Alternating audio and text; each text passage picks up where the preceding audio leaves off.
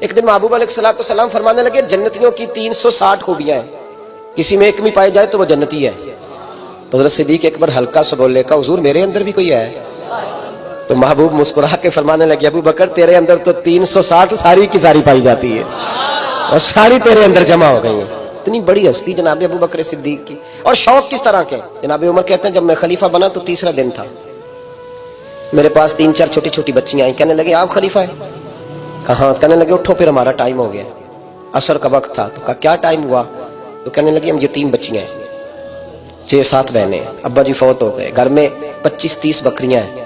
ابو بکر صدیق روز عصر کے بعد آتے تھے، اپنے شوق سے، شوق دیکھتے اپنے شوق سے آتے تھے، ہماری بکریوں کا دودھ دھو کے ہمیں دے جاتے تھے، کچھ ہم پی لیتی تھیں کچھ بیچ لیتی تھیں۔